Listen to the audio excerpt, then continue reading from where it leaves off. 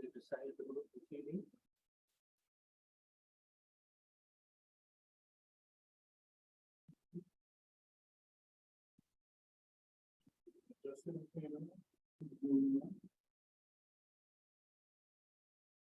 But they literally took it out of the wall and moved it up a foot. Foot and a half. Didn't even fill in the old holes. Good job, guys.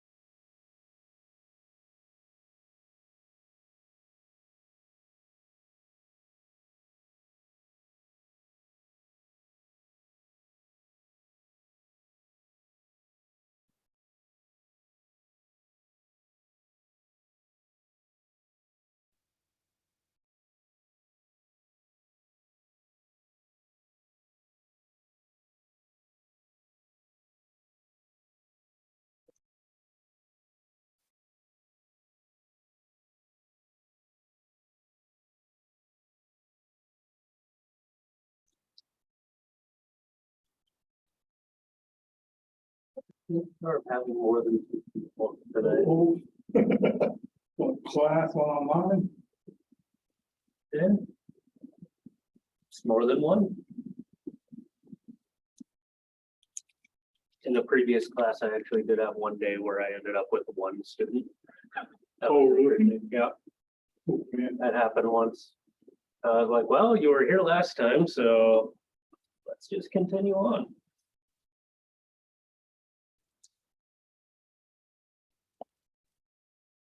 another couple of minutes, see if people start trickling in.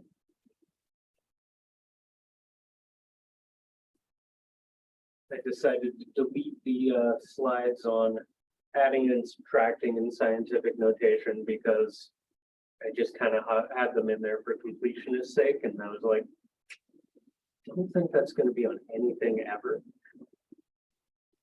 I'm pretty sure I'm the only one that's ever made anybody do that, so just figured I'd scrap those. I don't know how long tonight's gonna last. I have roots and scientific notations prepared, but after I deleted a bunch of slides on the hardest thing that I had on here, well, a little easier now. Oh. Yeah, that really wasn't necessary to have in there. Especially considering that they're still planning the second fall class. Because it was the first 6 week and then there's a second 6 week. Wait, how long's the break? 1 week. That's 1 week. Yeah. Oh, wow. Aha, another.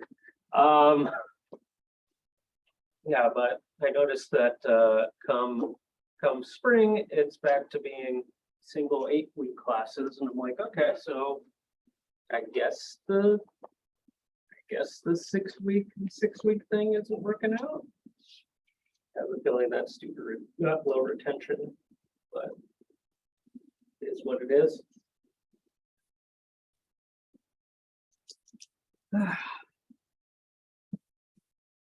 That means I'm gonna have to go back to trying to cram as much as I can into 8 weeks instead of relaxing and doing 6 weeks at a time.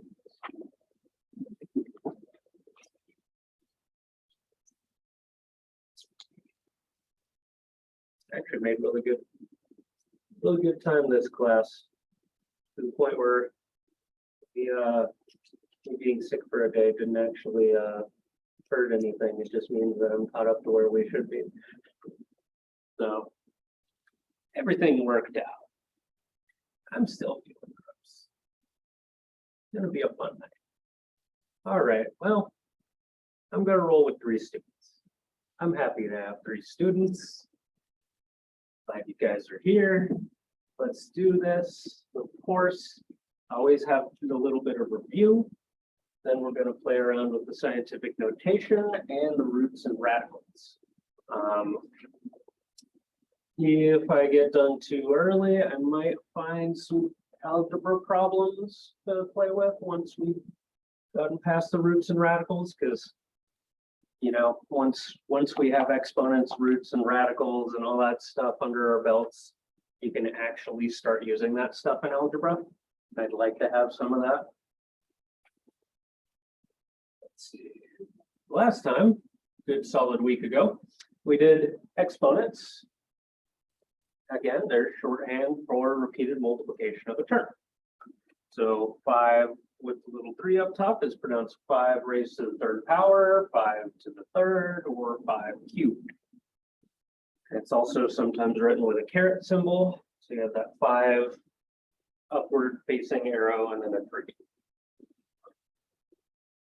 I like to have that in there because some calculators, like my own, have a caret button, and that's really useful to know how to use. Some of them have that weird little, like an X next to a Y, and it doesn't look like it has anything to do with exponents, but it does.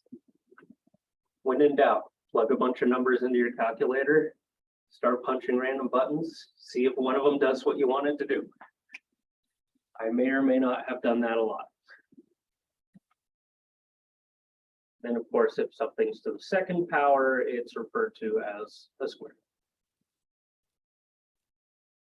So when you're multiplying terms that have the same base, but different exponents, it's easy enough. You could just add the powers together because you have 3 of them multiplied together, multiplied onto 4 of them multiplied together. So you have a grand total of 7 of them multiplied together. If they didn't have the same base, well, you pretty much wouldn't be able to put them together unless you worked out each one separately into just a standard number and multiplied them together. the likelihood of being able to break that down afterwards, pretty much none. So it's one of those things where it's like, if it tells you to simplify and leave an exponential form and it gives you 3 cubed and then 2 cubed, then you'd already be done because there's nothing you can do to play around with those and get into a simpler exponent.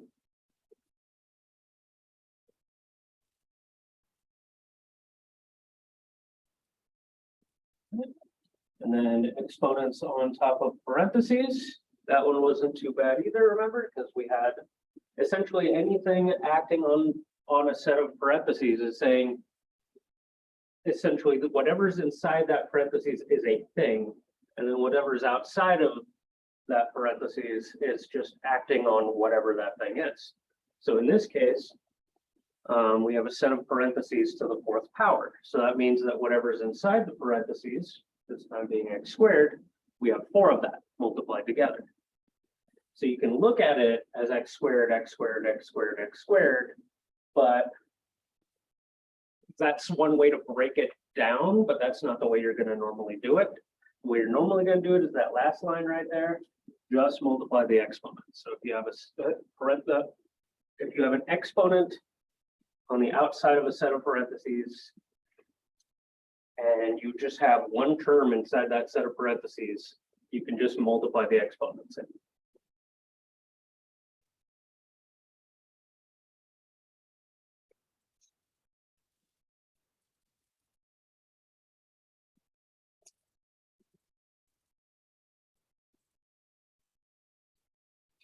Why do you not like my grammar, Google?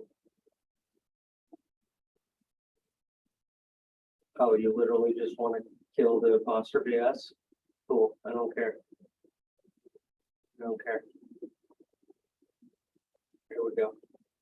I feel better. Get rid of the squigglies. All right. So when you're dividing exponential numbers that have the same base, it's similar to when you're multiplying them. When you're multiplying them, you add the powers. When you're dividing them, you subtract the powers.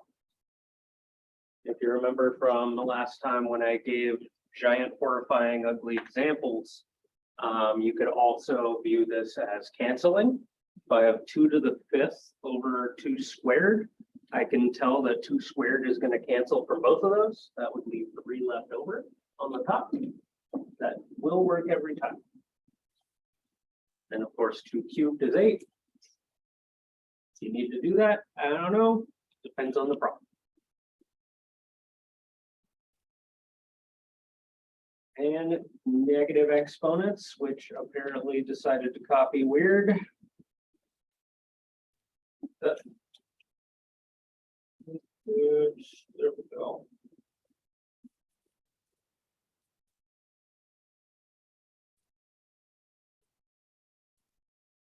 Fix it.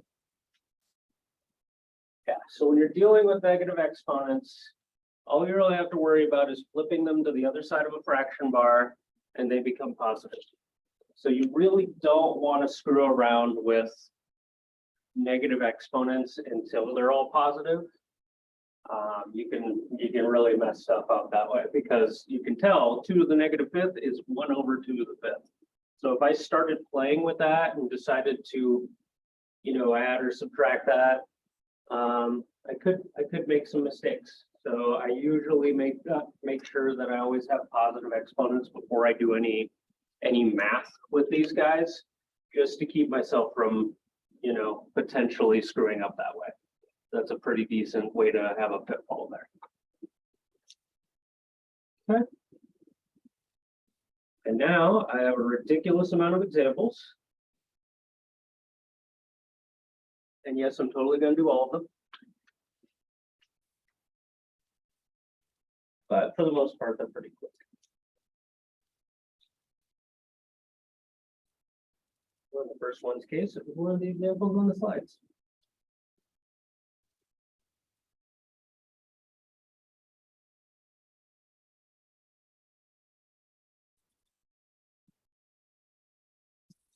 Just wrote down the first 3 for now. Visualizer here, okay. So The first two are going to be pretty easy because they're very basic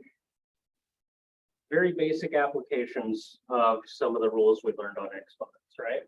So this one, we have the exponent on the outside of the parentheses, which means I have this thing 4 times.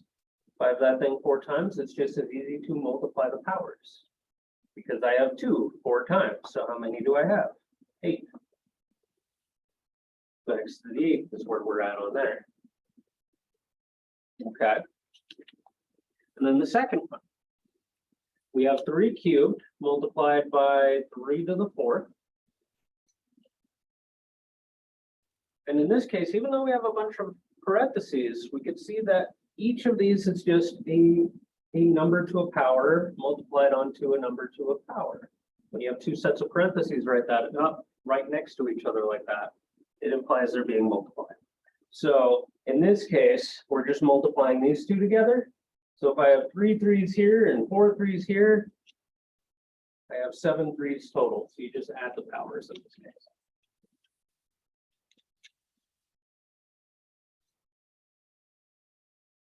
Okay. Now number 3 is a little bit trickier, right? Still has the exact same concept as number 1 actually, but it's a tougher looking problem, right? But the concept's the same. Because even though this has a bunch of stuff in here, it's all multiplied together, which means it's one term. If it's one term to a power, then all that's telling me is I have this one term 3 times. So what you end up doing is the same thing that happened up here. You just multiply the exponent into these exponents. Now, the big mistake I always see people make when they do this is that they might just write that 3 right there. Now, you got to be careful with that because you are applying that exponent to every single part of this term. So if I'm saying I have this 3 being part of this thing getting cubed, then that 3 has to get cubed.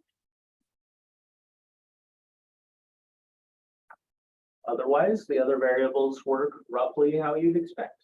We have a squared in here, 3rd power, so you just multiply those 2 powers together. We get a to the 6th. And then with the b's, we have 5 of them to the 3rd power, so we have 5 3 times.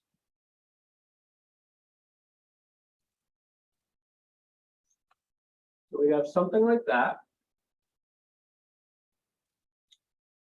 Now, in a case like this, when I have a small enough power, I'm usually going to go ahead and convert that back to a regular number, right? Because 3 cubed is doable. 3 times 3 times 3 is 27.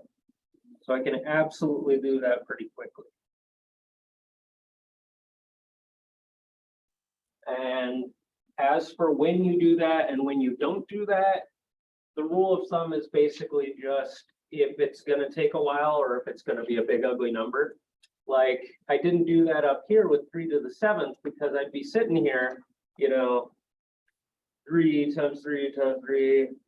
I mean, I have an exponent button, but you know what I mean. 2,187. I could say that's 2,187, but we don't have to go that much trouble. Which one looks better, 3 cubed or 27? 27 kind of looks better, right? That's kind of the rule of thumb, which one looks better. There's not a very strict rule as to when you do it versus when you don't. Number 4 just says 2 to the 5th. So we probably want to know what 2 to the 5th is. Does anybody know what 2 to the 5th is off the top of their heads? No? Cool. Well, it's 32. I have done this way too many times. But the idea here is that if you're given something like this, usually something like this is going to be just a little part of a bigger problem, right? So right now you're just getting the concepts down. You see that 2 to the 5th, and we're going to essentially evaluate that down to being a regular number, right? So we got to think, okay, this is 5 2's multiplied together. And I'm just going through this for for an explanation. If you have a calculator handy and you punch 2 to the 5th in there and you get an answer, cool, good enough. But if you want to be able to see how they're evaluated, you think, okay, so all those 2's multiplied together. I like kind of putting some of them together.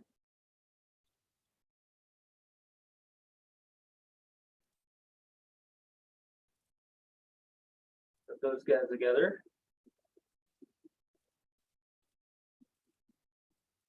And I end up with 32.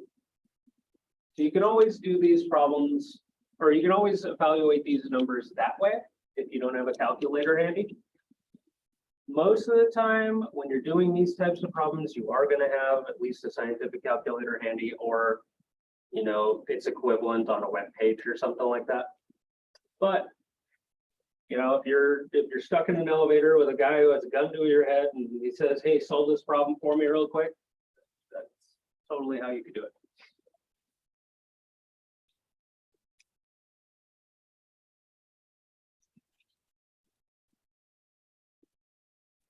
Okay, let's copy over number 5.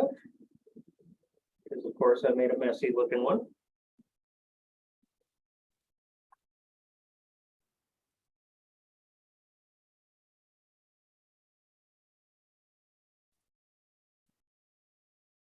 Yeah. So I have in brackets and then separately in parentheses, a 2 to the 6th and a 2 to the 5th. And the brackets are to the 100th power.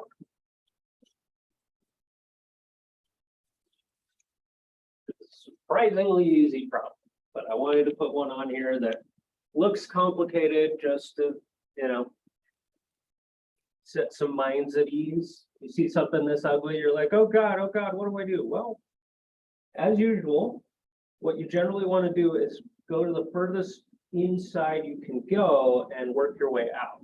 So the brackets, we're not going to worry about right now. What we can worry about is that 2 to the 6th times 2 to the 5th. Well, that looks awfully familiar. That looks like number 2, right? You just add the powers. So in this case, we would have 2 to the 11th power. I can either put that in brackets or parentheses. It doesn't really matter. Brackets and parentheses are the same thing. They're just to kind of separate stuff off. Okay, so we have that to the 100th power. So what do? You just multiply it, right? So 11 times 100 is, believe it or not, 1100.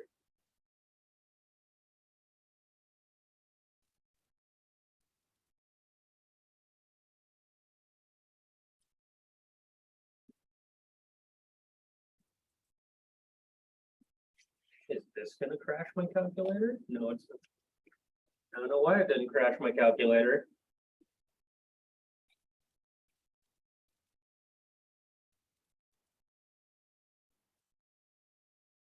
Oh my God. Okay, big number. Don't care enough anymore. I'm always amazed by what doesn't crash this calculator. Every one I've ever owned before this was just, you know, you put something that big into it and it starts screaming about errors.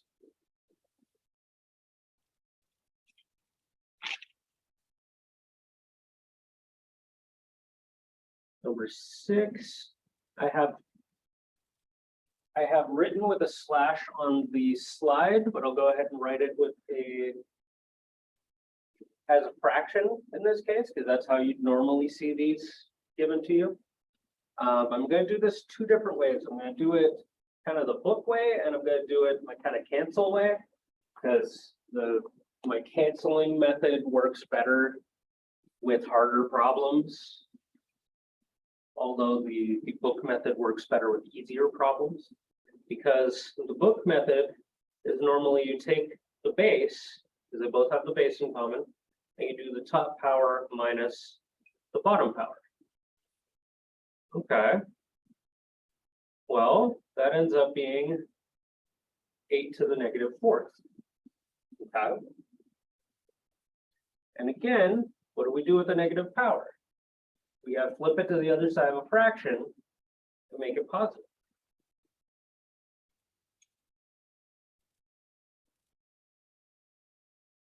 That is one I could technically probably punch in my calculator easy and get a number.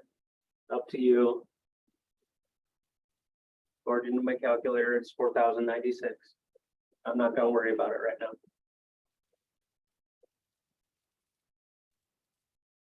So that's method one. Method two is just kind of eyeballing it. Actually, a nice way of writing it. If you can see that some of these are going to cancel, you can absolutely do that right now. You could say 3 cancel from here and here, and you would end up with 8 to the 4th on bottom, nothing on top really, but that would cancel out to a 1, right? So you could just do it by eyeballing it and canceling out. One way to do this, if you were to show your work, is you could go with a smaller number and say, okay, how many are going to cancel? 3? You could actually, you could totally do that. Subtract 3 from top and bottom. I don't know how kosher that is. It works, but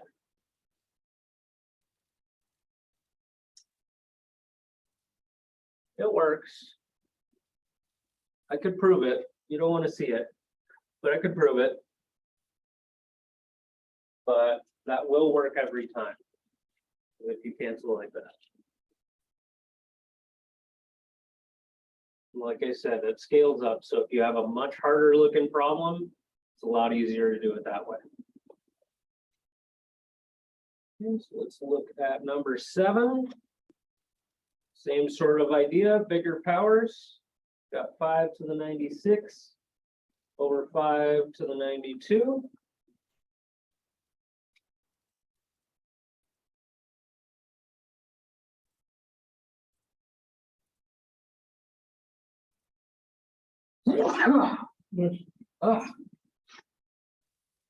Smoky out there. I thought it was better. It just keeps bouncing between better and worse out there. It really depends on where you are in town too. Walked outside to come here and I was like, oh, okay, this is still a thing. It's better earlier. All right, so you could do it either way. If I was just canceling, I would say that I could tell that I would just get rid of 92 from each. So I'd be able to tell that there would be 4 left. If you're not a big fan of that, we can always do the usual way of top power minus bottom power. Because in this case, if the top power is positive, or if the top power is higher than the bottom power, then it's going to end up working out nicely either way. So you don't have to worry about negative exponents in that case. If the top power is smaller than the bottom power, then you're going to end up with a negative exponent, which basically just means that the one that had more is still going to have more there. That's really what that means. Okay.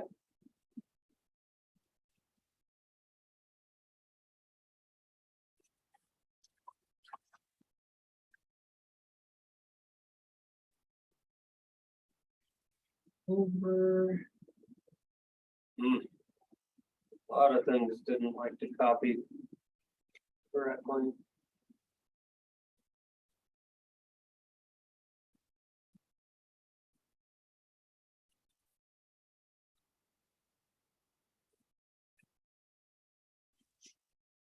So number 8 by 4 to the negative 5th. So I wanted to have some on here that didn't have exponents, just here's a random weird looking number. What do we have? I don't know.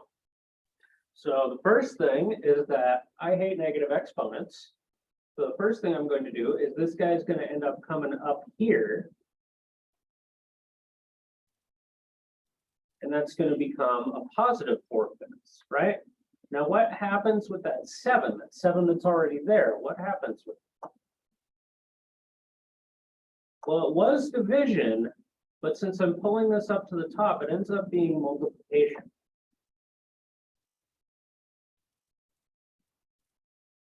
Because we're no longer dividing by the inverse of this thing, we're now just multiplying. So a problem like this, I probably would evaluate what that number is, right? I might not feel comfortable saying my answer is 7 times 4⁵, right? It really is 90% of the time just what sounds better. So if I punch 4⁵ into a calculator, I get 1,024.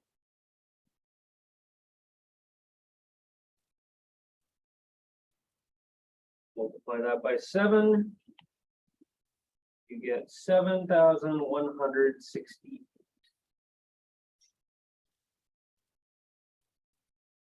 Probably didn't see that coming based on 7 divided by 4 to the -5, right? That's why I like having some of these problems in here, because, you know, if I had a 1 up there, you'd be able to flip it upside down and be like, yay, I'm done. But the second I start throwing little things in here to complicate it, that's where you might stumble a little bit. So we want to cover those ideas before we get too far.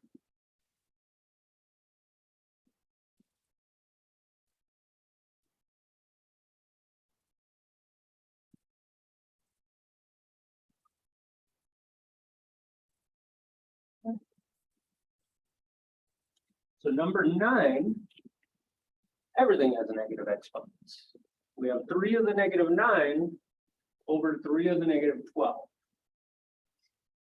Now, since it's just a simple term over a simple term, you're safe to do it however you want to. If I was to do my canceling method, the first thing I would have to do is make everything positive exponents, right? But let's see what happens if I didn't. What would happen if I didn't do that? Well, you could still do, because even if it's negative or positive, whatever, the top minus the bottom is always going to work. Always.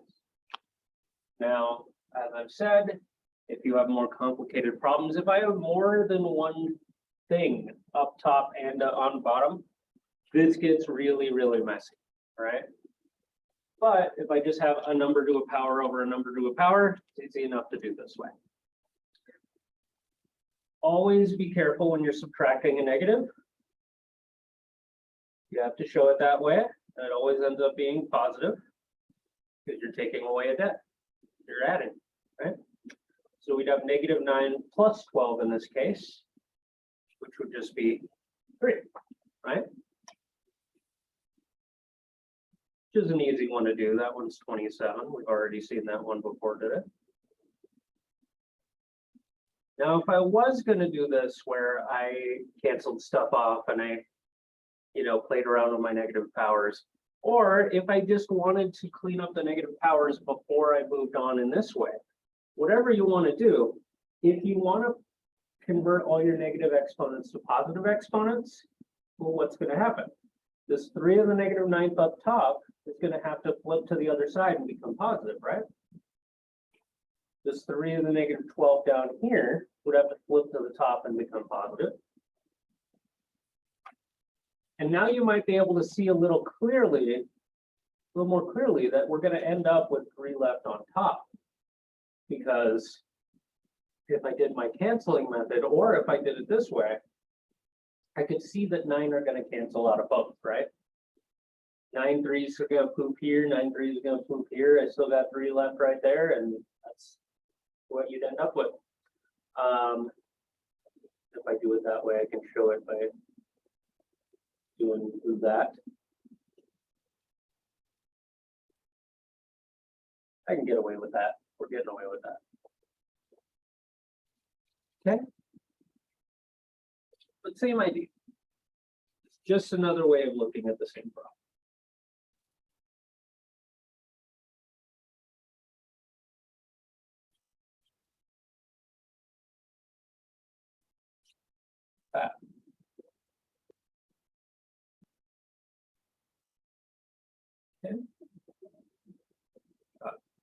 few more.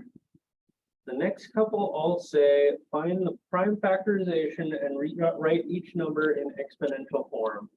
And number 10 is absolutely going to end up just being the same as number 4. So let's just add a 0 in there and see what happens. Make that 320.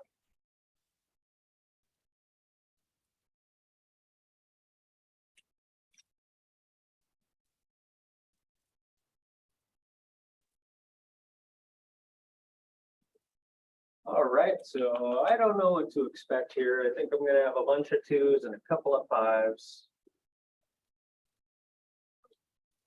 So if I do this type of problem, my first thing is whenever there's a 0 at the end, I always like chopping that off with a 10. Makes my life a little easier. So the 10 breaks down to a 2 and a 5.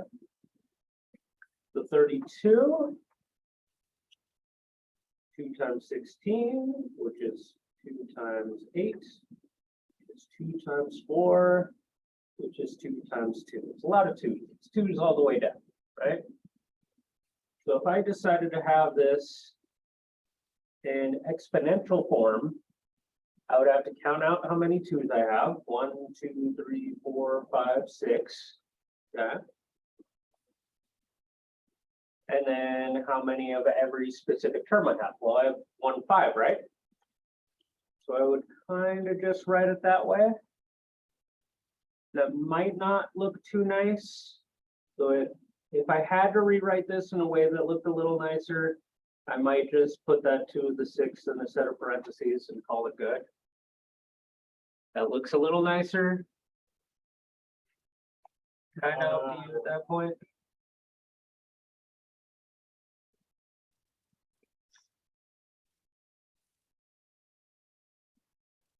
But both of these are technically the same answer, so you're safe either way.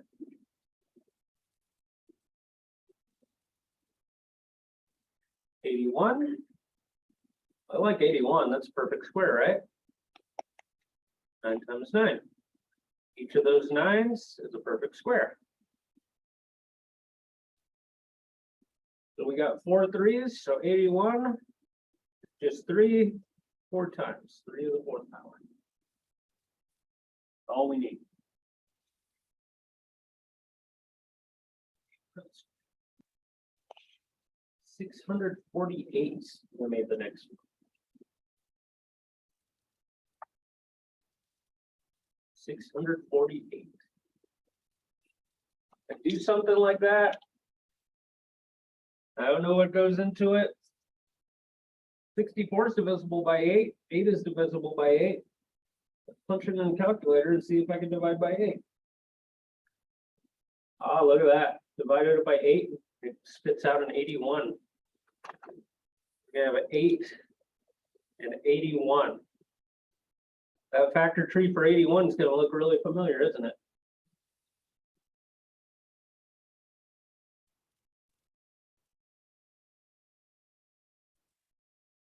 But the 8 times 4, which is 2 times 2. That ended up making kind of a jumble. That's okay. When I have a bunch of different terms, you might have seen that's how I started off with this one here. I always like to start with the smaller number and work my way up. The reason for that is because if I end up with a ton of different factors, then it's a good way of keeping them straight.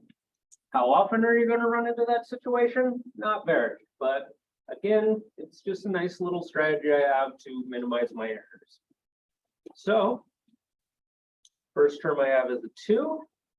How many times do I have it? 1, 2, 3. The next factor I have is 3, and I have it 4 times. 3 to the 4th.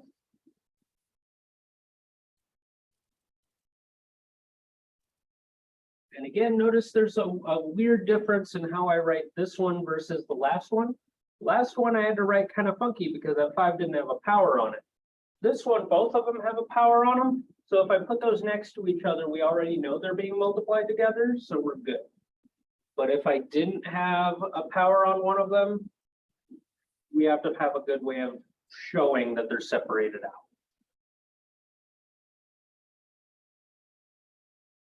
Half of the work is just making sure you're not writing it funky.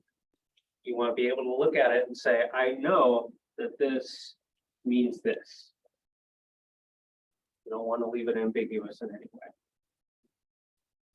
Then 13, we have a big number, 23,716.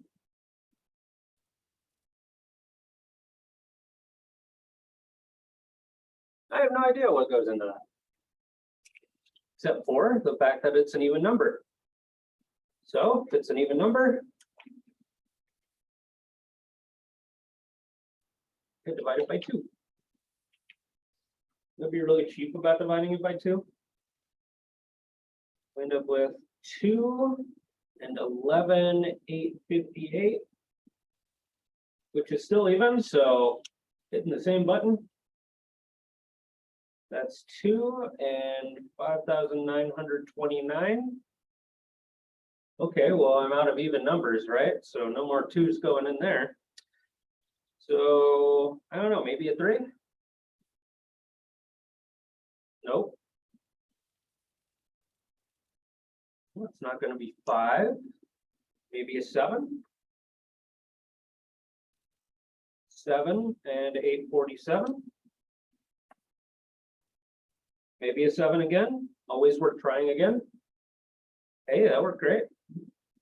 That's 7 and 121. 121 is actually a perfect square of 11.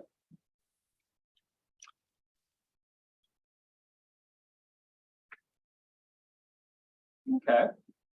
So if I wrote this in its exponential form, actually pretty neat. We got this thing pretty nicely written out. Everything we just have 2 of. I have 2 of this 2. I have 2 of this 7. I have 2 of this 11. Not bad. Not bad. So even if you start off with a big ugly 5-digit number and you have to break it down, throw it at your calculator and start throwing small prime numbers and see if it divides. And if it doesn't, you try the next one. You just kind of keep going from there and you're good. It wasn't a bad problem.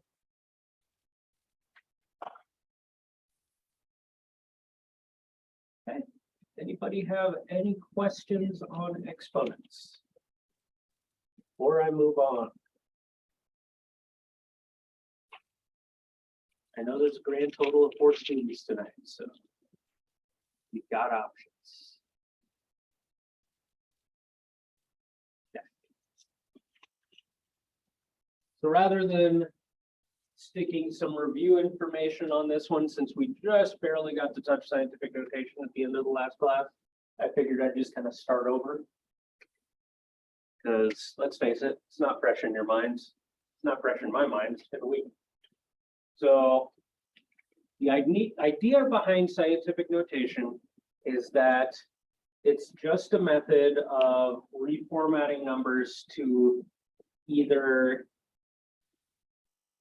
to deal with really big numbers or really small numbers in such a way that we don't hate our lives writing zeros, right?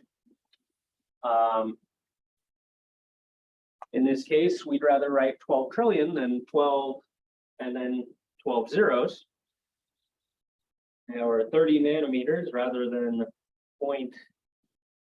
that's 7 zeros and a 3 meters. Not the prettiest thing, right? So scientific notation is always going to be written in this way. So it's always written in 2 parts. You have just the digits that matter, where the decimal point is placed after the first digit, followed by a times 10 to a power.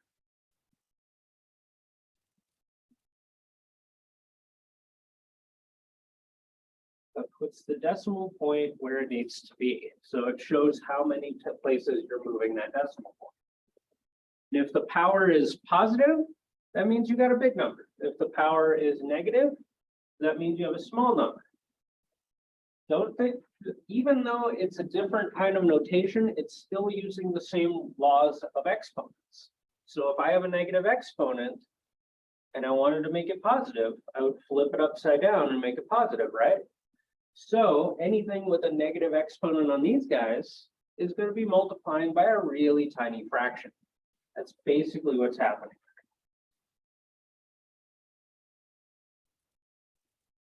So this is a perfect example of that, right? 0.00 blah, blah, blah, 436 in scientific notation.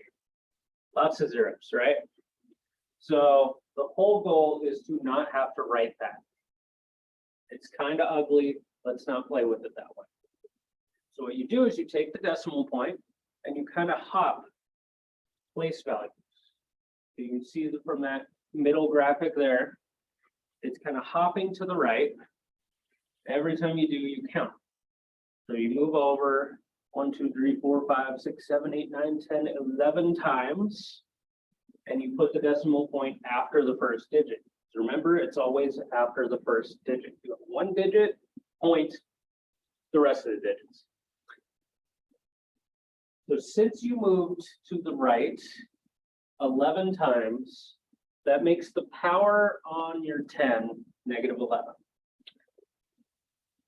And again, I know I mentioned it last time, but I really hate having to memorize, go to the left, add, go to the right, subtract, vice versa. Because when you're converting out of scientific notation versus into scientific notation, you have to remember a different set of rules that way. They're exactly the opposite of each other, and I can never keep them straight. So the only way I really keep them straight is I think, okay, tiny number, negative exponent. Positive exponent, huge number. So as long as I keep that in check, that's just making their life easier. So if I was going to convert out of scientific notation, like this guy, the 4.2 times 10 to the negative 7th, and you're going to decimal notation, since the exponent is negative, this guy's going to be a small number. If it's a small number, that decimal point would have to move to the left, right? So we would take that decimal point and you move to the left 7 places. I don't have a great graphic for that one, but I'll put the cursor right there between the 4 and the 2 where the decimal is originally, and you just kind of move to the left and count. 1, 2, 3, 4, 5, 6, 7, and that's where you draw your dot. Call it good. In the case of this problem, you wouldn't have those zeros yet, so all the spots between the decimal and your number, you fill in with zeros.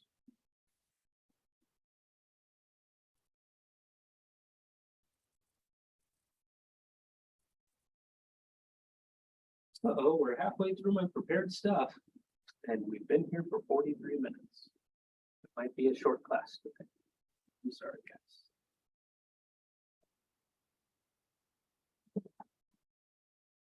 So if the left and right and adding and subtracting can stick in your head, this is a good way to remember it. If the number is 10 or greater, you have to move the decimal point to the left, and the power of 10 is a positive number. To convert back to decimal with large numbers, it moves to the right.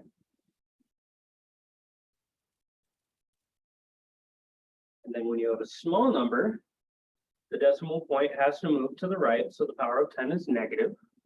And to convert back to decimal with small numbers, it moves to the left. I can't keep that straight, so I don't try to memorize that. But if it works for you guys, that's another way to do it.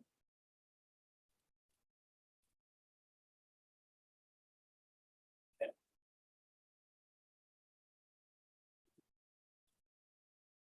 All right. Now we got a bunch of examples. The 2 with the little asterisk there, I did at the end of the last class. Those were the ones we did as examples already. Let's play with the others. The first couple, we're going to be converting to scientific notation.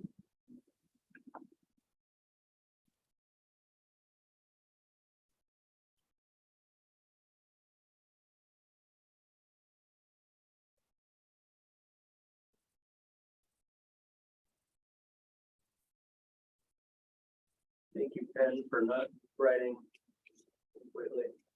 Okay.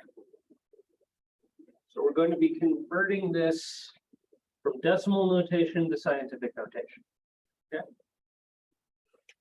So to get it in scientific notation, put our pen at the decimal point, and you count moving to the right until you get to the point after the first decimal or the first digit. So 1, 2, 3, 4, 5, 6. Now, I like to write how many hops I have right under that, just in case I'm worried about it, or I have to check my work, or if I'm afraid I'm gonna forget in a minute, something like that. So I have 4.352 now. That's going to be times 10 to the power.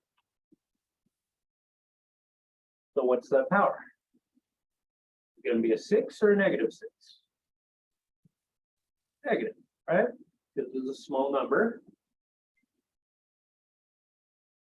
We're effectively saying that if I divided this number by 10 6 times, it would chop off a decimal each time and go down to being this small number. That's basically what scientific notation is doing.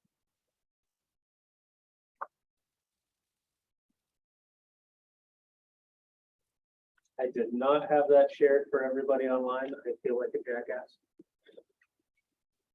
All right, again, since you two didn't see that, put the decimal here, put my pen here, and I counted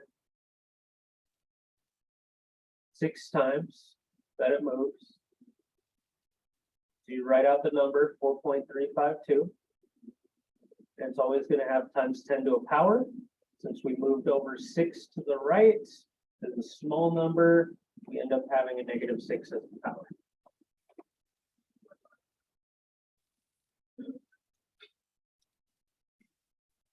Okay. Now I'm going to skip number 2 because we did that last class. Number 3 and number 4 are basically kind of trick questions. You're never, ever going to have to do a problem that looks like this converted to scientific notation because it's kind of pointless, right? But if you had to, that's basically why I have these problems. So you can conceptually understand what it is you're doing. Because if I was getting this guy into scientific notation, I would have to take that decimal and move it once over here, right? So I would have the same number, but with the decimal now right here. So we've converted it to scientific notation. We need a power of 10. How many times did I move it? Once. So I don't really need to put a 1 right here, do I? I really don't need to. So this is just kind of like, it's kind of a trick question because this is kind of what it would look like, but you're never going to quite do it that way. Number 4 was the exact same situation. Number 4 was, what if I had the number 12? If I have the number 12, I would do the exact same thing. I would say, where is my decimal now? Well, I don't have one. So it's always kind of after the last digit. And you'd move it over the same way. And you would have the exact same answer because we moved over once, right?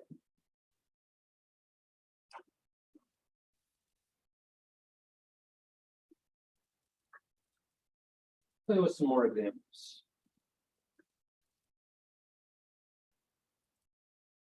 Let's do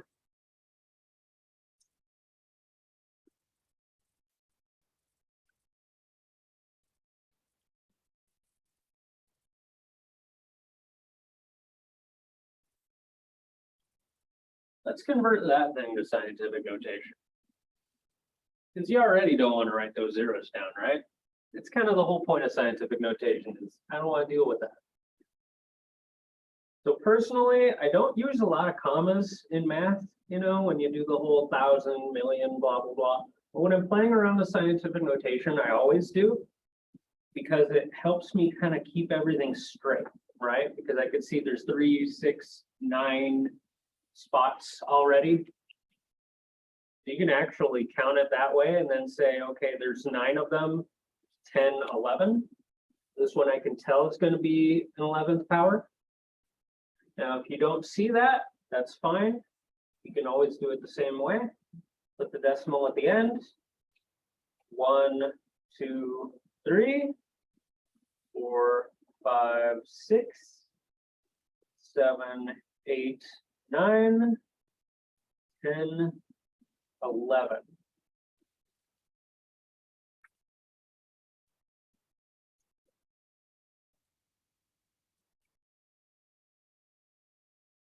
Okay.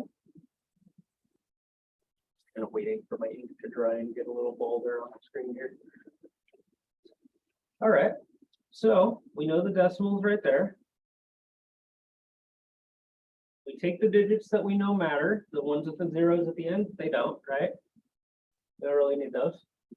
You're going to have times 10 to the power of 11. It's a big number, so the power is going to be positive.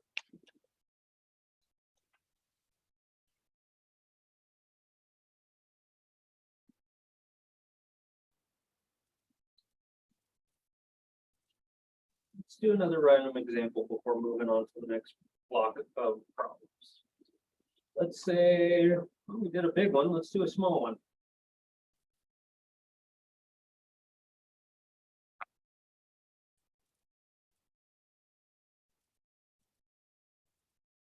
That's a fun one, right? So if I was converting this guy to scientific notation, same idea, right? So first of all, if you're writing it out, we have 8 zeros in between here, and then 2020. Now, if you could see that, you could totally just be like, okay, that's 8, and then one more is 9. You could totally do that. If you can't see it, tried and true. 1, 2, 3, 4, 5, 6, 7, 8, 9.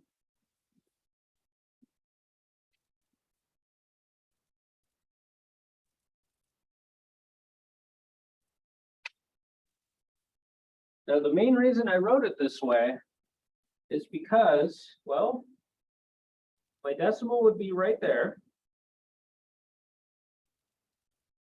Do I need that 0? No. We don't need that 0 at all. The only thing that really counts is this 202. Going out of my way to say I have a 0 in that digit doesn't help us, right? So we're good with just a 2.02 times 10. Now we know our power is 9, but this is a small number. We're going down to -9. Okay.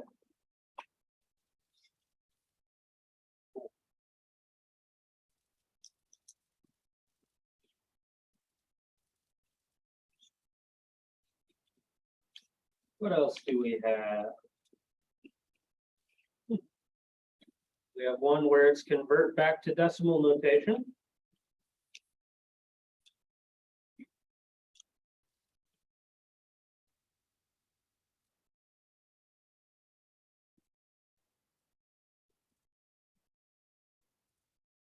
So we're just going to take this number and we're going to get it out of scientific notation. So this guy is times 10 to the 5th, which means this is a large number. So that decimal point is going to move to the right to undo the scientific notation, right? What I like to do is I kind of put my pen where the decimal was, and then I'm moving 1, 2, 3, 4, 5 back in the right direction. Now, wherever I've hopped and I don't have a digit there, we just fill those in with zeros, right? This is a large number. The first 4 digits mattered. The smaller ones didn't, but chopping off zeros is kind of the way we do this. So undoing it, we just add them back. So we end up with 131,400. Put the comma there if you want to. Okay.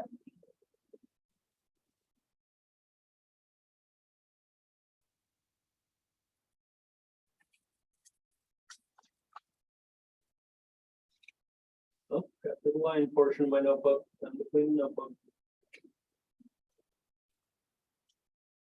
Okay. So number 7 and number 8 are both quite similar.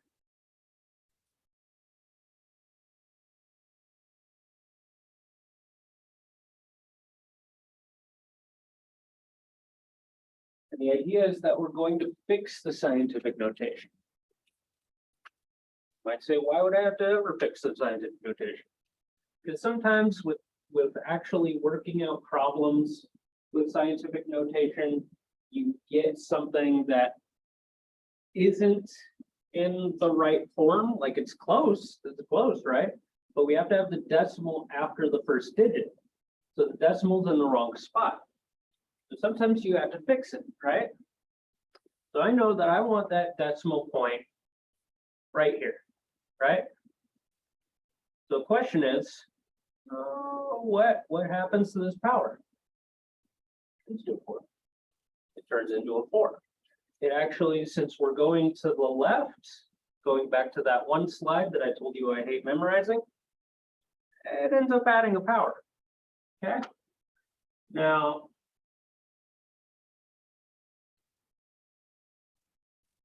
I personally, again, scientific notation likes to scramble my brain sometimes, not gonna lie. So the way I honestly, the way I see it in my head, I don't know if this will help anybody, maybe, maybe not, I don't know. But the way I personally see this in my head is I kind of think, okay, well, that times 10 to the third means that this thing goes out 3 times. But I don't want the decimal there, I want it over here. So I would actually, I kind of undo the scientific notation in my head and then do it again. And it kind of like pushes that decimal one further spot. I can kind of see that in my head. I don't have a good way of explaining that. That's personally how I see it.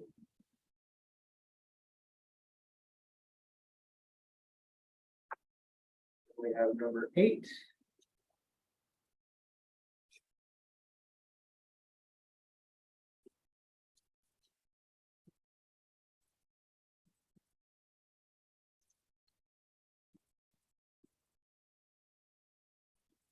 So the same rough idea. This one's starting off with 10 to the 4th. But in this case, we need to move the decimal the other direction, right? It needs to go this way, too. So the question is, what do we do? Well, if we look at this last one, we can see that we kind of added 1 since it went to the left. So if I'm moving to the right, it would make sense that I'd be going the other direction, right? I'd be subtracting 2. Now, again, kind of translating the same idea. That don't work in my brain, so I kind of think of it as going over 4 and then coming back those 2, and I can kind of see that I'm going to end up with the 2.0 times 10 to the 4th, 10 squared.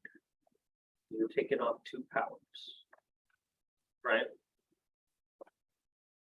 Going 2 digits to the left less than it was before. Okay.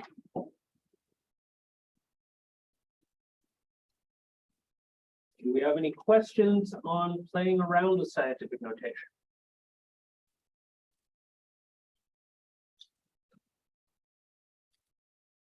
Okay.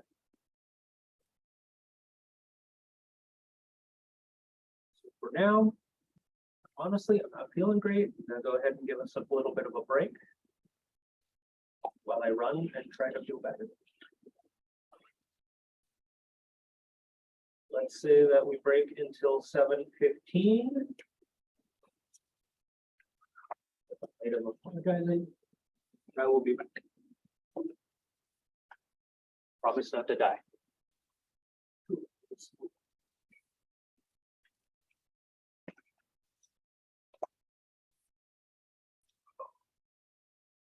Dude, our class is getting smaller and smaller, man. Yeah, I missed one because we had complications with the dog, but Dude, that's understandable. You have emergencies. These are the guys that, a lady was here, is gone. She takes, what's her name, takes also the Monday classes for the other half of this course. Yeah, and then the couple, I don't know what's going on. And then the only one I see.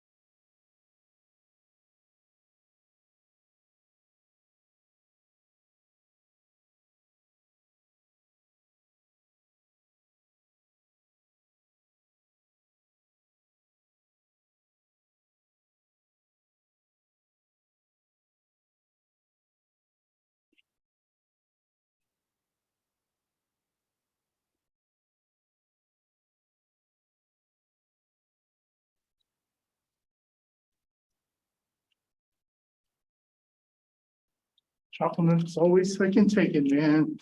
So we got.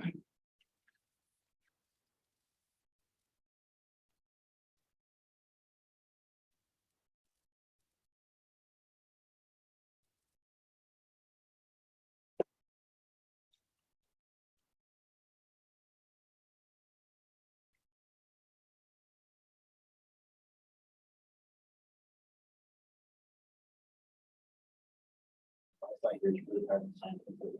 Huh? The Wi-Fi here is really hard to sign into. Oh, I wouldn't even try, man. Fuck that. You never know.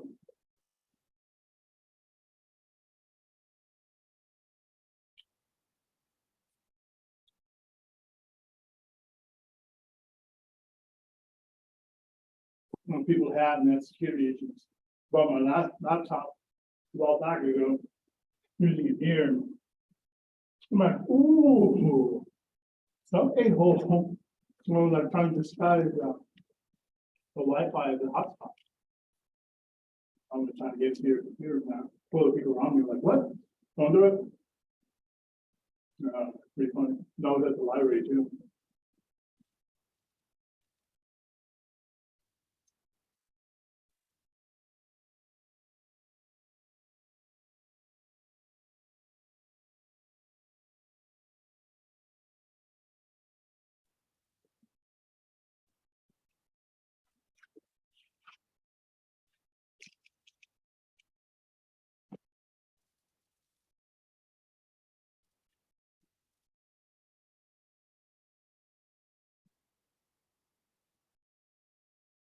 Or did you watch that Thor Love and Thunder? Not yet, I haven't. No? We just did last night or today. You know what? It's pretty funny, man. Oh God, the goats and shit. It's just hilarious. Like what we came up with that on YouTube, man. The screen goats.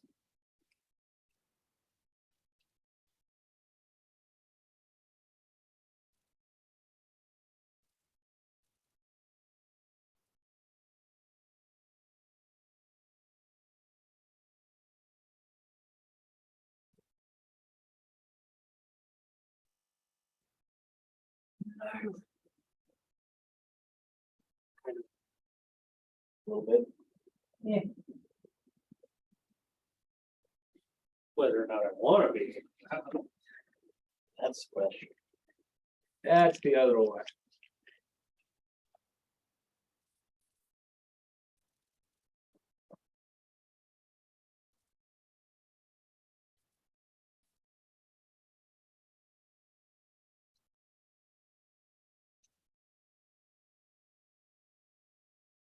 Now we got more fun stuff.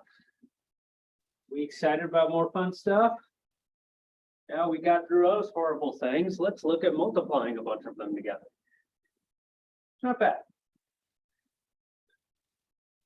So what you end up doing is you end up using the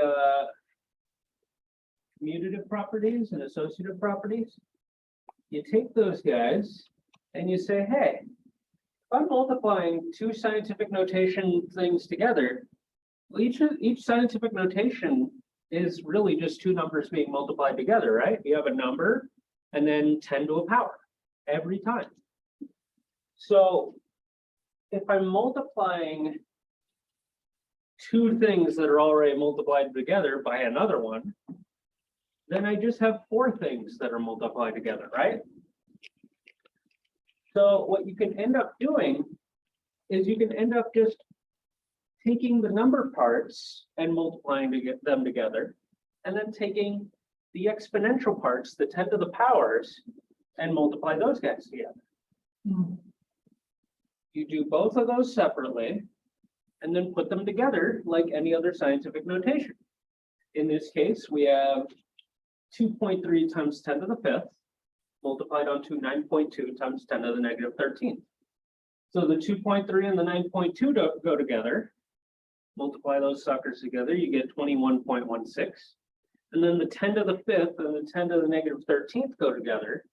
You add the powers, you end up with a negative 8, right? So then you have that number, 21.16 times 10 to the negative 8. And that is where that those last couple of problems come in, where you have to fix the notation because we didn't end up with something in proper scientific notation. That does happen. So in this case, you would just have to move the decimal one more to the left, which would essentially add 1 to the power, and you would have 2.116 times 10 to the negative 7. So multiplying, really not bad. Really not bad. And as you can imagine, division works roughly the same way. Use the same strategy. Say you have these exact same numbers, one on top of the other. Use the same strategy here. You do the 2.3 divided by 9.2. You just divide the numbers, and then the 10 to the 5th divided by 10 to the negative 13th. So the 2.3 and 9.2 end up giving us 0.25. And then 10 to the 5th over 10 to the negative 13th. Well, you're subtracting a negative power, right? That ends up adding, you end up with 10 to the 18th. So we have a really big number, but the decimal is in the wrong spot, right? It's a really big number, but that decimal is going 1 too far than we'd like it to. So we bring it back by taking 1 down. So we end up with 2.5 times 10 to the 17th. So multiplying and dividing looks fancy, but it's really not. Really not. It's not bad at all.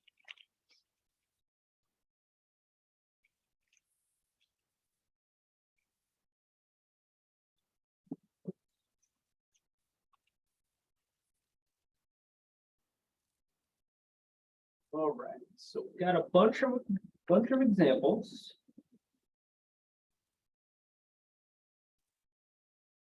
I just read out the first one so far. 5.34 times 10 to the 4th. Multiplied by 2.54 times 10 to the negative 5th.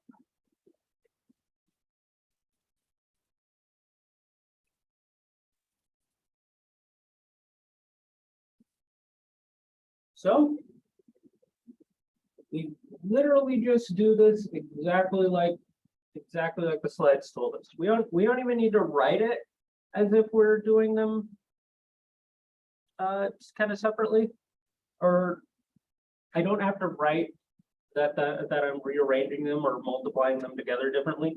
I could just multiply these two guys together.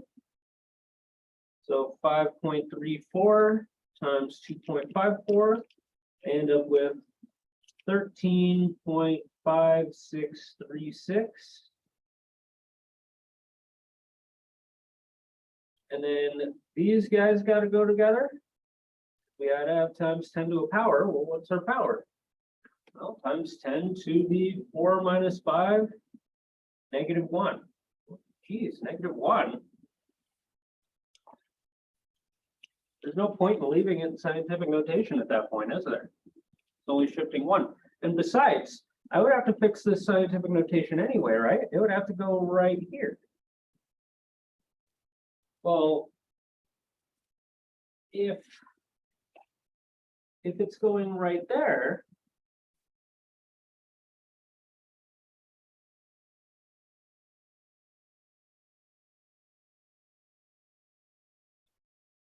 wouldn't I technically be adding 1 to that power? Yeah. So it's times 10 to nothing. In proper scientific notation. This one's not even in scientific notation. You wouldn't have it. It'd just be 1.35636.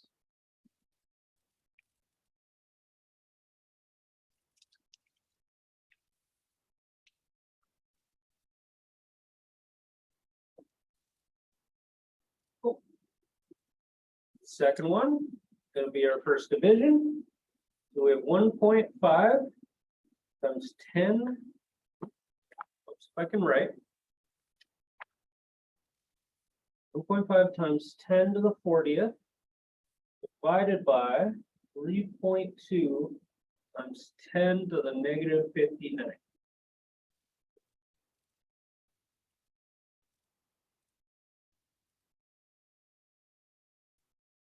Well, that's not bad, right? Because all we have to do is we have to divide these two numbers. 1.5 divided by 3.2. We end up with 0.46875. Good enough. Cool. And then we have the scientific notation part, right? So it's times 10 to a power. What's my power? Well, I'd have to do the top power minus the bottom power, right?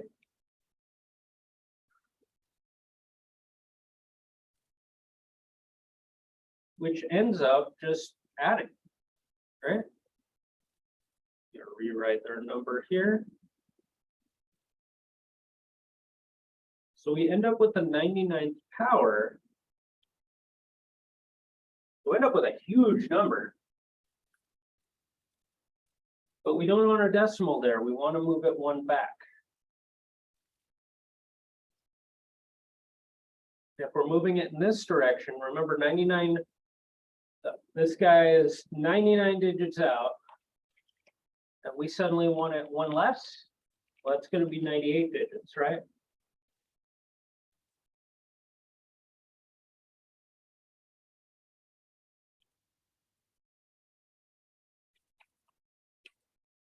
All right.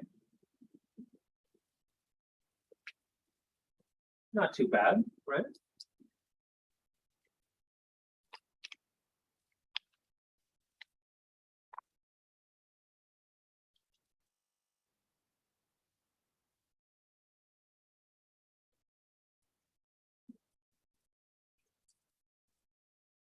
Number 3, I have 4.5 times 10 to the negative 14th multiplied by 5.2 times 10 to the third.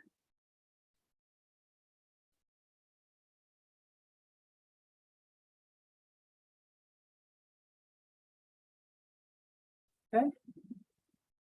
So again, we just have to multiply the number parts together.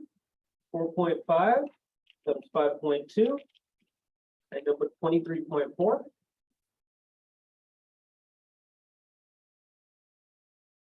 Times 10 to a power. Well, what's my power? I can just add the powers together, right? Because if I'm multiplying those two together, I just add the powers. 3 minus 14 or negative 14 plus 3, either way you want to look at it, we end up with a negative 11. Makes this a really tiny number, right?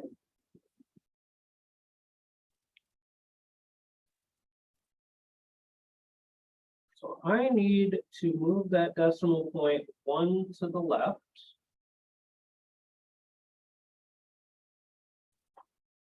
That means that decimal point is going to go out one less digit. So we end up with 2.34 times 10 to the negative 10th.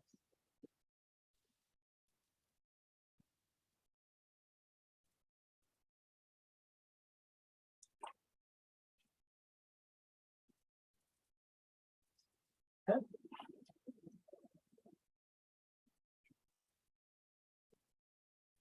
Then we have number 4. I'm just going to fit right next to it. This one's another division. So we have 6.1 times 10 to the 5th being divided by 1.2 times 10 to the negative 3rd.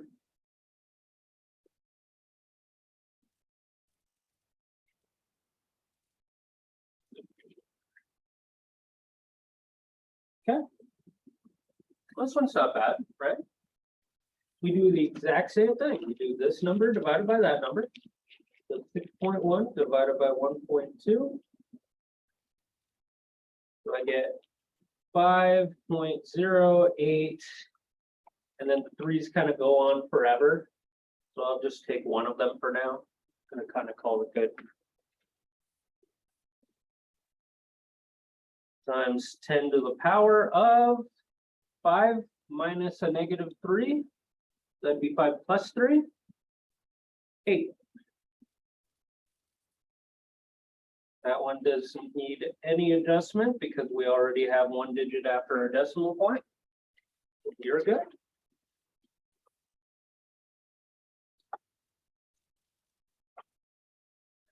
How do we feel about multiplying and dividing scientific notation? Anybody concerned? Anyone a little confused? Any questions?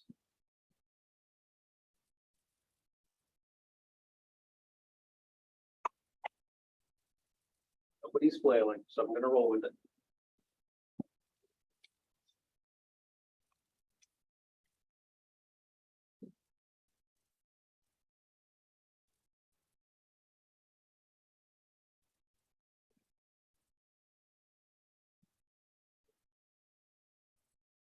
Well, we've played around with exponents enough. Let's look at the other direction. Radicals and roots. The roots or radicals are the opposite operation of applying exponents. You can undo a power with a radical, and you can undo a radical with a power. Now you're not going to want to see it, but essentially what's happening is they're kind of like a shorthand for if you had fractions as exponents.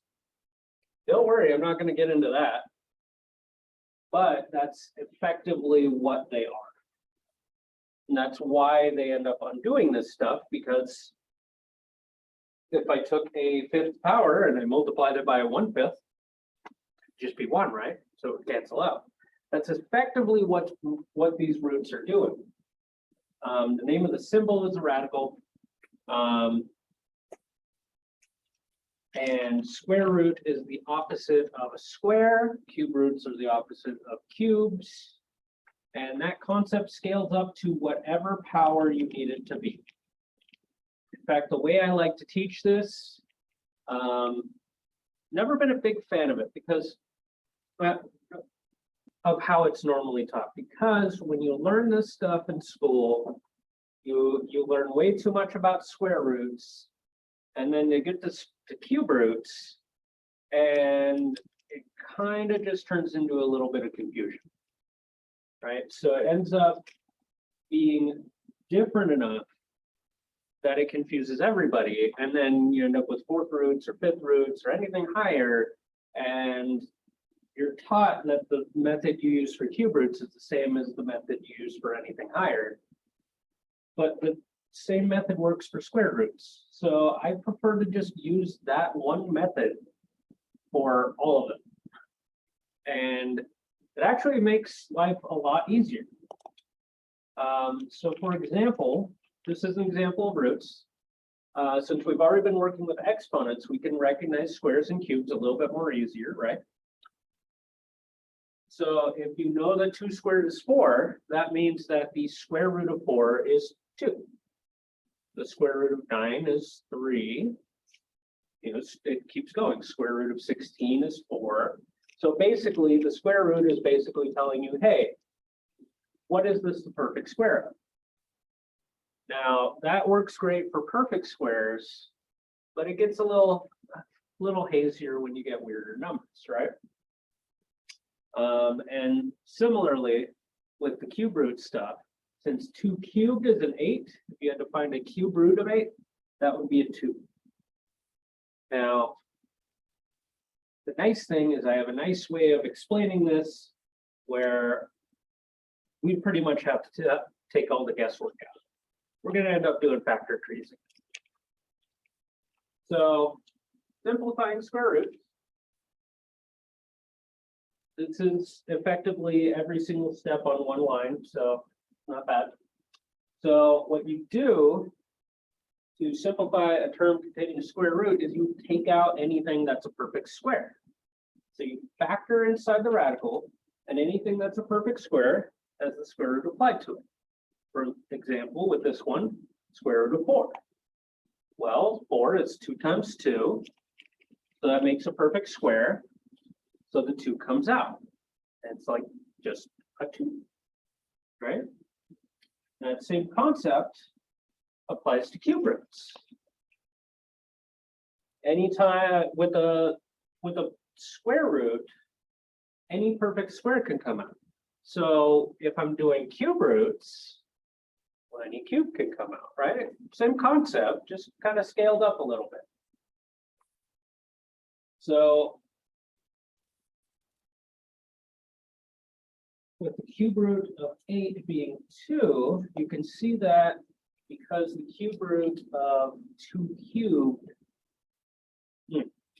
you can see it's that way because the cube root of 2 cubed here just kind of leads to a 2 being pulled out from the radical. It'll make a little bit more sense once I do a couple of, right? Now I do have one slide on larger roots than square or cube. The nice thing is that the exact same method scales up for all of them. For instance, if you have a 4th root, then you need a 4 of the factor to pull it out. You need a 5th root. You need 5 of everything to come out. If I have a 100th root, I need 100 of a factor to come out. So the same concept is applied all the way up. Let's look at some examples. Turtles live for years. What's the secret to a long life? The burden-free life. Mommy? Nope. It's a terrible joke, but I love it.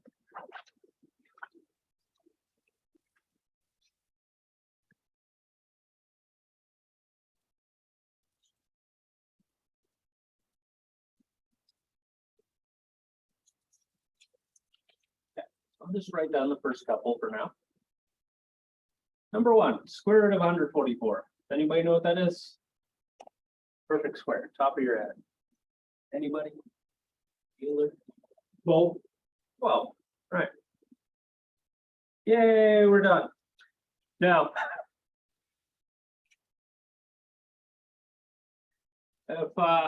if you want to see it a little bit tougher, let's do that kind of a long way. Let's say you have no idea. You don't know what square is 144. You don't have a clue. Well, how am I going to break this thing down? Now, every book I've ever seen in my life has the tendency to split these things up as perfect squares as if you can just see it. And I hate that because nobody can just see it most of the time. I'm sure there's a couple exceptions out there, but I'm sure as heck not one of them. So what do? Well, yeah, factor tree. 2 and 72, 2 and 36, 6 and 6, 2 and 3, 2 and 3. Hey, factor trees. We love factor trees, right? Now here's the thing.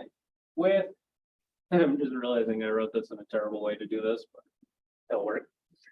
With square roots, it's telling you that every time I have a perfect square, it'll come out, right? And that works for our factored additions, right? So effectively, if I have 2 of a factor, it's going to come out. So what I usually do is I just circle every time I have 2 of something. It'll be a little weirder right here. Got like a kidney bean going on there. But every time I have 2 of something, I'm going to circle, and it's going to come out as 1 of that factor. Because what is the square root of 2 times 2? 2. What is the square root of 2 times 2? 2. What is the square root of 3 times 3? 3. So everything comes out, and now whatever you have left is multiplied together. So you have a 2 times 2 is 4 times 3 is 12. So regardless, you're going to end up at 12 whatever way you can. Now, this one's not so bad, but then you get to 75. And even if you're great with perfect squares, you might look at that and say, well, that's not a perfect square, right? And that's fine. Because what ends up happening, you factor it as far as it'll go, and you do the same thing. So 75 is 3 times 5 times 5. So it's a square root. Anytime I have 2 of something, I'm going to circle it. That 5 right there, right? That 5 is going to come out. But that 3 didn't have anything with it, right? Nothing happened there. So if nothing happened with it, it's still in there. we didn't do anything with it. So it's still stuck inside of that radical.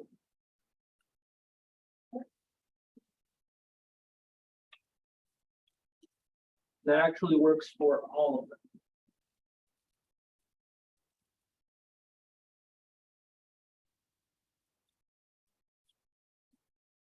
Okay.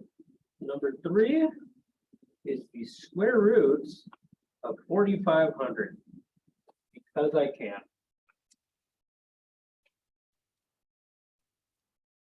Square root of 4,500. Well, factor it as far as you want to.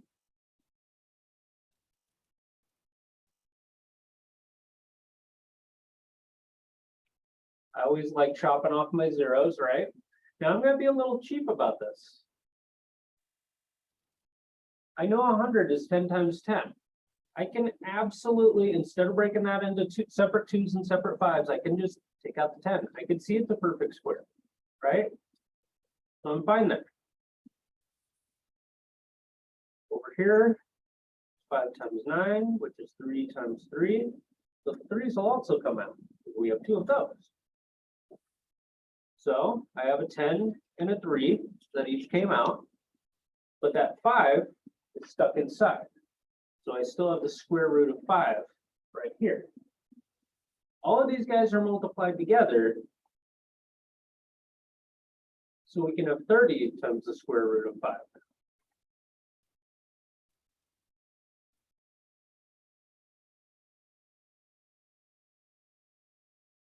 And there we go. You're not so bad, right?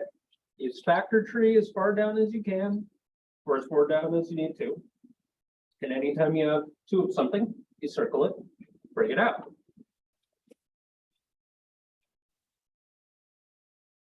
And number 4, you can do a couple of different ways. Now I wanted this one in here just to have the concept that if you have 2 square roots multiplied together, you can multiply their insides together. Absolutely.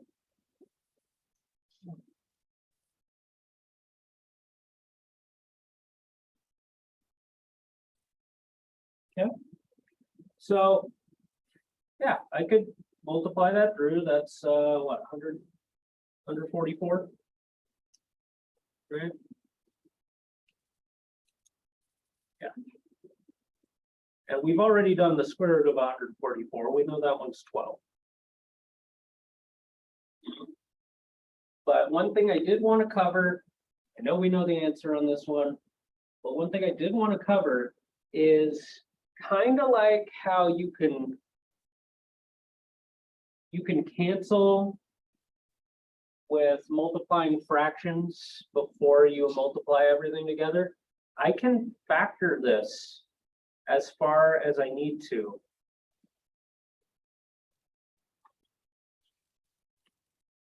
Before I multiply everything together, because if I'm multiplying these 2 numbers together, these factors are going to be the same as these factors.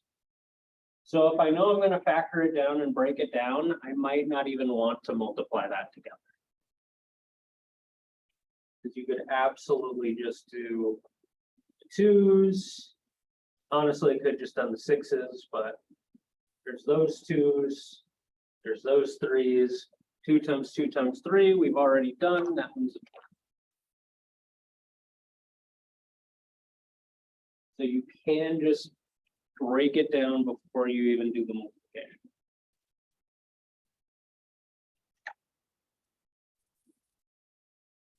Let's do more. Let's jump into cube roots. I have more examples on this. I'll make up a few. Gonna end up a shorter class. I apologize. So cube root of 27. What cubed is 27? No. Well, if you're not sure, you can always do the usual. Factor tree it. Now, since we've been doing square roots, every time we have two of something, we've been circling. Now we got cube roots, denoted by the little number hanging out inside the radical here. Well, that basically just means I'm going to need 3 of every term for it to come out, which in this case we have, right? We have 3 3s. So the answer is just a 3.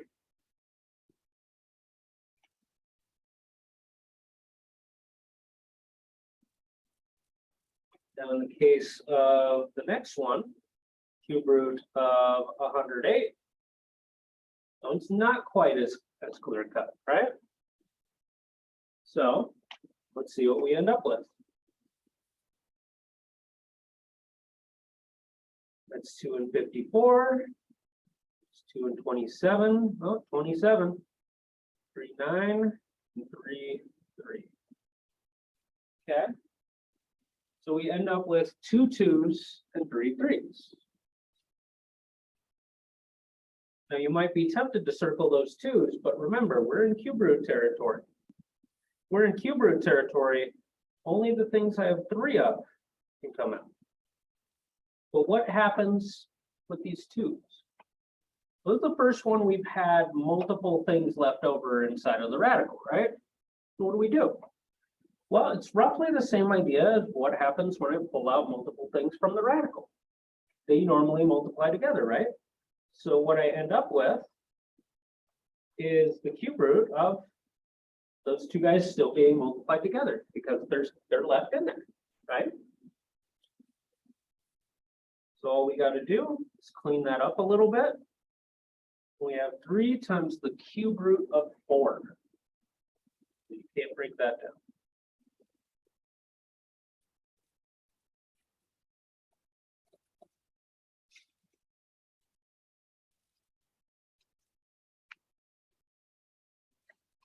Some uglier ones. Let's take a look.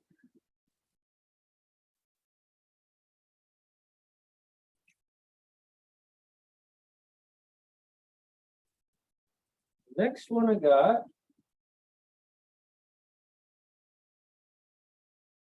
is number 7 is the cube root of 125,000. Oh my God, big horrible number. Oh my God, what do we do? Well, we be cheap about it. What do I like doing as my first step every time? Take out those zeros. That looks a heck of a lot easier to do, right? Well, I know that 1,000 is 10 times 100. Let's not even break those into 2s and 5s. You can kind of see what's going to happen, right? We end up with 3/10. I can already see that's a perfect cube right there. 125, that's 5 times 25, which is 5 times 5. Hey, same thing. The 5s come out. I don't have anything left over in this. All I have is a 10 coming out and a 5 coming out. So our answer is just 50.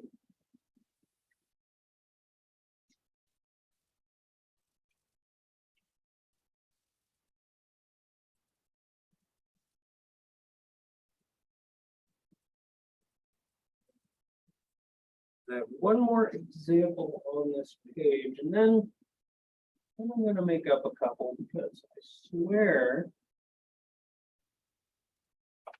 Give me a minute. I swear I have more than this on.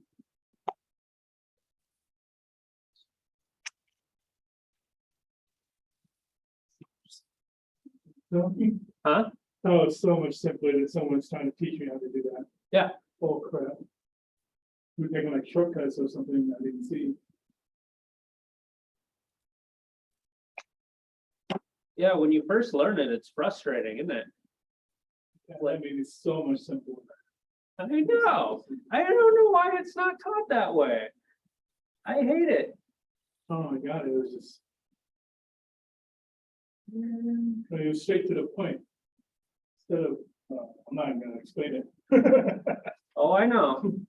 Oh, I know. I'm not even- Oh, I know. Where the heck?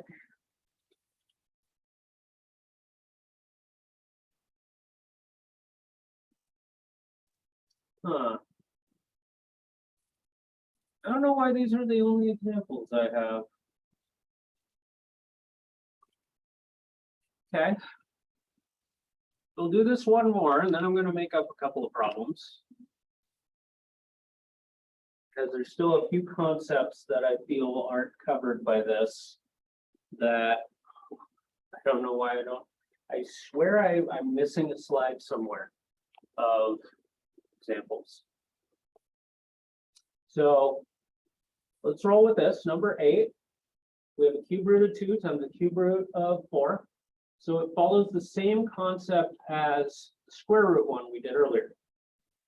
If you have 2 cube roots multiplied together, you can multiply the stuff inside together.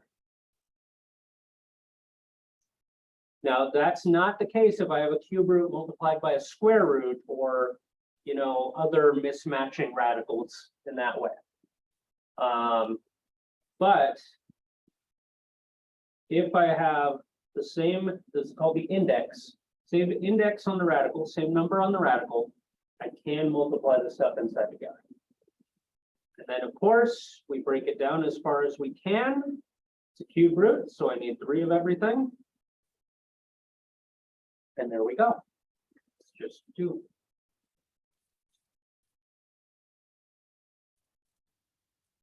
Now I'm going to make up a few examples.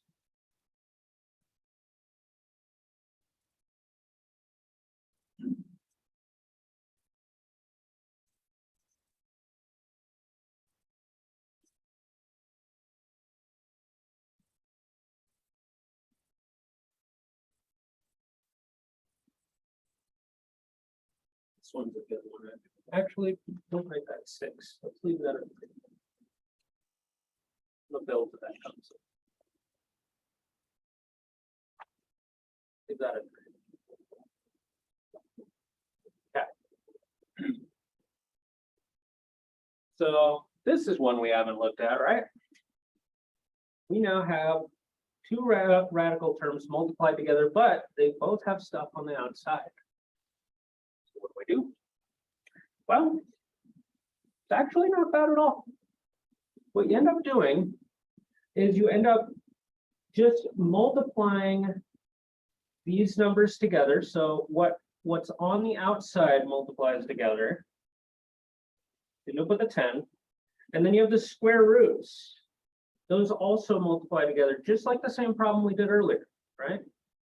Stuff inside can multiply together. So the stuff outside multiplies together, the stuff inside multiplies together. That's pretty much how you could think of it. That's how I think about it, and it worked pretty well for me. Well, now I have 10 times the square root of 9. Well, that's a perfect square, right? So what ends up happening is this is 10 times 3. Well, just 30, right? Just 30. Let's make that harder. Bless you. Let's do 7 root 5 times 2 root 15.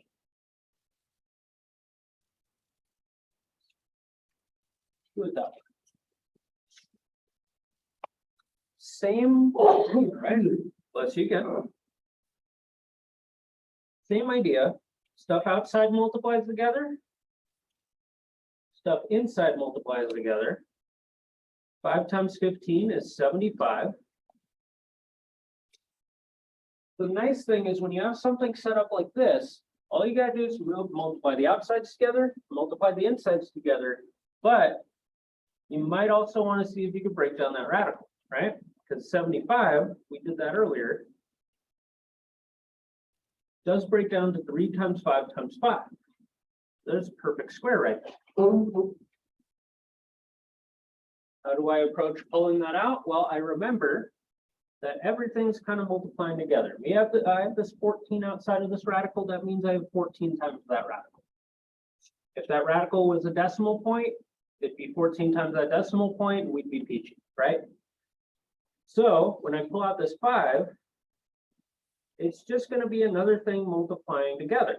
Now this 3 is still inside of that radical. We're going to have that there.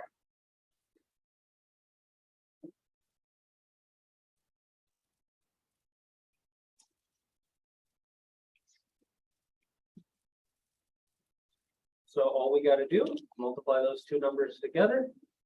5 times 14 should be 70. Square root 3. There we go.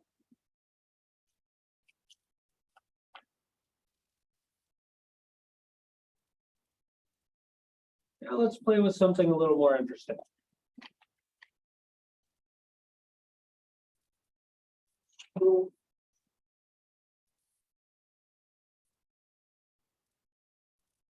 Let's play with something a little bit more interesting. You're not the giant number. I had to make up a giant number to make this example work. But let's say that I had the number 32,400, and it's in a radical, but we're not going to do a square root. We're not going to do a cube root. We're going to do a fourth root.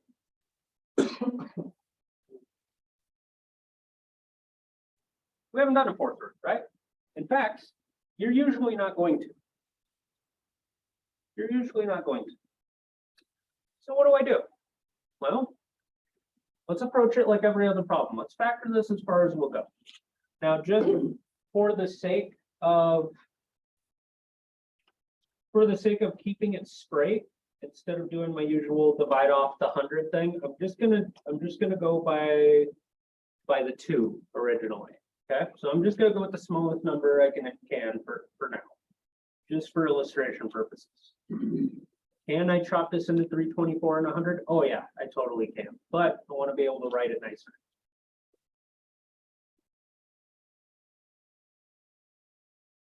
So it's 2 and 16,200, which breaks down to 2 and 8,100, which breaks down to 2 and 4,050, which breaks down to 2 and 2,025. You see that 5 at the end? You think, okay, that's divisible by 5. We get 405. Okay, still divisible by 5. We get an 81. Hey, 81, that's familiar. Let's try a 3. Now 3 and 27.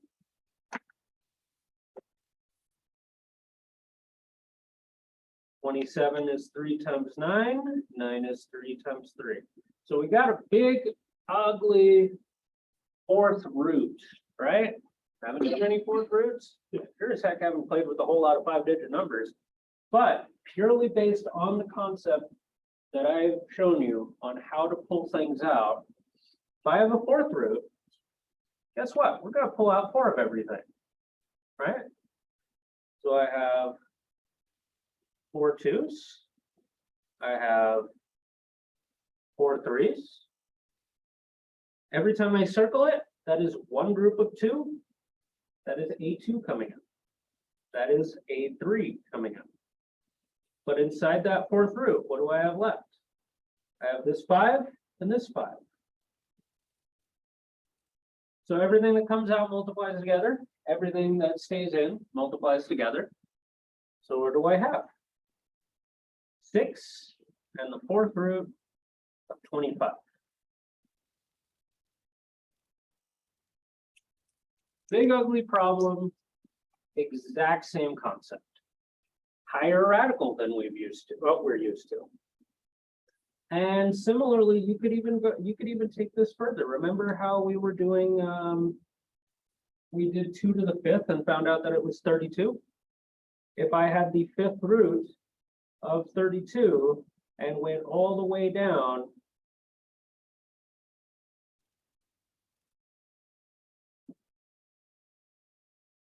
Well, it's 5 twos. Because it's a fifth root. You need 5 of everything. And that exact concept scaled up.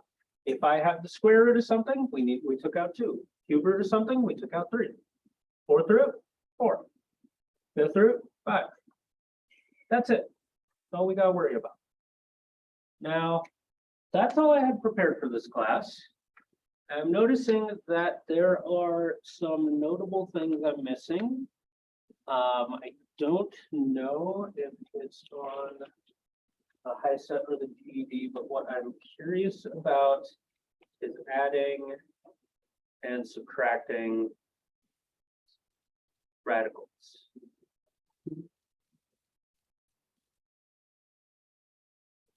Which is actually really easy. You totally just break them down as far as they can go, and then you treat the radicals. Like if I have a bunch of things with the square root of 2, I treat that square root of 2 like a variable, like an x, and be like, yay, like terms, and you have to crap out front.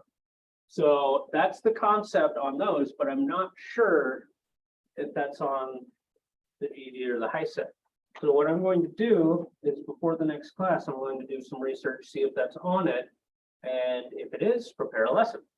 If it's not, at the very least, I would love to do some algebra with radicals. Neither of those concepts I have anything prepared for. So it's 8 o'clock. I'm gonna cut us early. It's only 4 students. That ain't bad, right? I'm gonna cut us early. And I will see you guys in 5 days. It's Thursday, right? Yeah, 5 days. It's all running together, man. It's all running together. Cool. That was so easy to understand. Thank you, man. God. Those have always been taught in the worst way possible.